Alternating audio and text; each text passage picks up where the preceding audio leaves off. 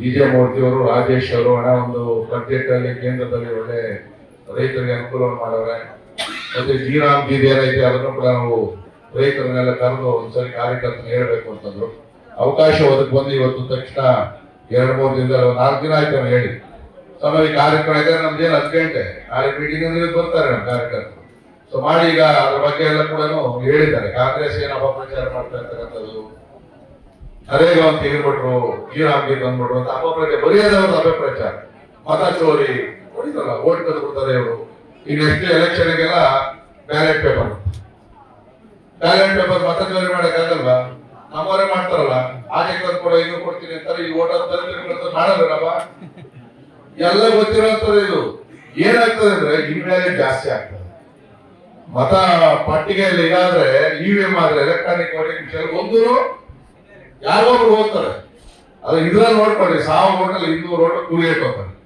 ಈ ಕೂಲಿಗೇಟ್ ಹೋದಂತ ಮಠದಲ್ಲಿ ಮಾಡೋದಕ್ಕೆ ಒಂದು ಕಾಂಗ್ರೆಸ್ ಕೂಲಿಗೇಟ್ ಕಾಂಗ್ರೆಸ್ ಅವಾಗಿಂದ ಕೂಲಿಗೇಟ್ಸ್ಕೊಂಡ್ಬಂದ್ರು. ಮತ್ತೆ ಅದಕ್ಕೆ ಹೋಗ್ತಾವೆ ರಾಹುಲ್ ಗಾಂಧಿಯನ್ನು ಮೆಚ್ಚೋದಕ್ಕೆ. ಮತ್ತೆ ಇವತ್ತು ಏನು ನಾವು ಪಂಚಾಯತಿ ವತಿಯಿಂದ ನಾವು ಮನರೇಗಾ ಮಾಡ್ತಾ ಇದ್ವಿ, ಈಗ ಶ್ರೀರಾಮ್ಜಿ ಅಂತ ಕರಿತಾ ಇದ್ವಿ. ಹೆಸರು ಬದಲಾವಣೆ ಆಗೈತೆ. ಇನ್ನು 25 ದಿನ ಮಾನವ ದಿನಗಳನ್ನ ಜಾಸ್ತಿ ಕೊಟ್ಟವ್ರೆ. 60% ಕೇಂದ್ರ ಸರ್ಕಾರ, 40% ರಾಜ್ಯ ಸರ್ಕಾರ. ಮತ್ತೆ ರಾಜ್ಯ ಸರ್ಕಾರ 10% ಕೊಡ್ತಾ ಇತ್ತು, ಅದು ಕೊಡ್ತಾ ಇಲ್ಲ. ಸೆಂಟ್ರಲ್ ಸೇವೆ ಹೊಡ್ಕೊಳ್ತಾ ಇದ್ರು ಬಿಲ್.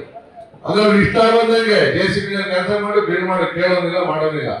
ನೀವು ರಾಜ್ಯದ ಬೇರೆ ಬೇರೆ ಕಡೆ ಇತ್ತು ಲೂಟಿ ಹೊಡೆದಾಕವ್ರು. ಇಲ್ಲಿವರೆಗೂ 1,65,000 ಕೋಟಿ ಕೇಂದ್ರ ಸರ್ಕಾರ ಕೊಟ್ಟಿರೋದು ಕಾಂಗ್ರೆಸ್ ಸೇರಿದಂಗೆ.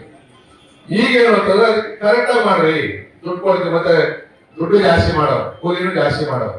ಆಕ್ಷೇಪ ಮಾಡಿ ಏನ್ ಮಾಡ್ಬೇಕು ಅಂತ ಆಕ್ಷೇಪ ಮಾಡಿ ಅದನ್ನ ಅಪ್ರೂವಲ್ ತಗೊಳ್ರಿ. ಹೆಂಗೆ ಆಶ್ರಯ ಸೈಟು ಹಿಂದೆ ಕಾಂಗ್ರೆಸ್ ಸರ್ಕಾರ ಜಾಗನೇ ಮಂಜೂರಾಗಿಲ್ಲ, ಹತ್ತತ್ರ ಕೊಟ್ಬಿಟ್ರು. ಈಗಲೂ ಕೂಡ ಅವರಿಗೆ ಖಾತಾ ಮಾಡಕ್ ಆಗ್ತಾ ಇಲ್ಲ.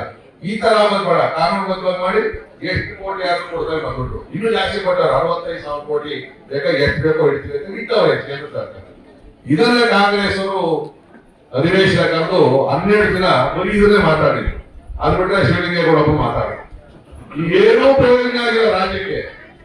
ಸುಮ್ಮನೆ 16 ಕೋಟಿ ರೂಪಾಯಿ ಖರ್ಚಾಯ್ತು ಬಿಟ್ರೆ ಸುಮ್ಮನೆ ಅವರು ಟಿವಿಗಳಲ್ಲಿ ಬರೋದು ಎಲ್ಲವನ್ನು ಮಾಡಿ ಕಾಂಗ್ರೆಸ್ ಜನಗಳನ್ನ ಬೇರೆ ಕಡೆ ವೈಫಲ್ಯತೆ, ಎಲ್ಲರೂ ಕೆಲಸ ಮಾಡಕ್ ಆಗ್ತಾ ಇಲ್ಲ, ಸರಿಯಾಗಿ ದುಡ್ಡು ಗೃಹಲಕ್ಷ್ಮಿ ದುಡ್ಡು ಕೊಡ್ತಾ ಇಲ್ಲ, ಏನು ಕೊಡದೆ ಅಂತಕ್ಕಂಥದನ್ನ ಎಲೆಕ್ಷನ್ ಬರಕ್ ಸ್ಟಾರ್ಟ್ ಆಗ್ತದೆ. ಸಾಲು ಈ ವರ್ಷ GPA MP ಎಲೆಕ್ಷನ್ ಆಗೋಗ್ತದೆ, DP ಎಲೆಕ್ಷನ್ ಆಗ್ತದೆ, ಗ್ರಾಮ ಪಂಚಾಯತಿನೂ ಆಗ್ತದೆ. ಯಾರಾದ್ರೂ ಗ್ರಾಮ ಪಂಚಾಯತಿ GPA ಸೇರಿಸ್ತಾರೆ ಹೊರಟೋಗ್ತದೆ ಅಂದ್ರೆ ನಮ್ಮಕ್ಕೆ ಹೋಗಬೇಡ. ನಮ್ಗೆ ಗೊತ್ತು ಗ್ರಾಮ ಪಂಚಾಯತಿನ ಎಲೆಕ್ಷನ್ ಆಗ್ತವೆ.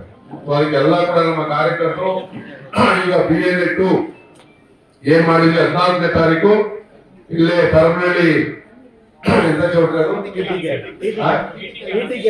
TTK ಹಾಲು ನಮ್ಮ ಭೈರಪ್ಪ ಅವರು ಅಲ್ಲಿ ಮಾಡಿದೀವಿ. ಅಲ್ಲಿ ಎಲ್ಲಾ BLA 2 ಬರ್ಬೇಕು. BLA 2 ಬಹಳ ಮಹತ್ವ ಐತೆ. ಈಗ ವೋಟರ್ ಲಿಸ್ಟ್ ಯಾಕಂದ್ರೆ ಅಫಿಷಿಯಲಿ BLO ಇರ್ತಾರಲ್ಲ, ಬೂತ್ ಲೆವೆಲ್ ಆಫೀಸರ್ ಅಂದ್ರೆ ಅವ್ರ ಆಫೀಸರ್.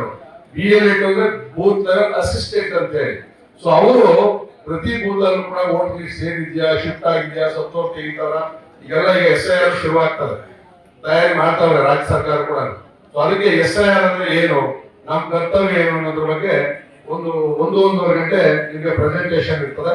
BLA 1 ಅಂತ ಅಲೋಕ್ ಅವರು ಈಗ ಅವರೇ ಇಡೀ ಕ್ಷೇತ್ರದ ಎಲ್ಲ ಕೂಡ ಸ್ಟಡಿ ಮಾಡಿ ಮೊನ್ನೆ ನಮ್ದು ಆದ್ಮೇಲೆ ನಗರ ಜಿಲ್ಲೆಯವರು ಬಂದು ನೋಡಿದ್ರು ಎಲ್ಲಾದ್ರೂ ತುಂಬಾ ಚೆನ್ನಾಗಿತ್ತು ಅಂತ ಹೇಳಿ ಆ ಪ್ರೆಸೆಂಟೇಶನ್ ಏನ್ ಅಲೋಕ್ ರೆಡಿ ಮಾಡಿದ್ನೋ ಅದನ್ನ ಇವತ್ತು ಇಡೀ ರಾಜ್ಯ ಕಳಿಸ್ತಾರೆ. ನೈಜ ನಿಖರ ಸುದ್ದಿಗಾಗಿ ಜನಶಕ್ತಿ ನ್ಯೂಸ್ ಚಾನೆಲ್ಗೆ ಸಬ್ಸ್ಕ್ರೈಬ್ ಆಗಿ, ಬೆಲ್ ಐಕಾನ್ ಒತ್ತಿ.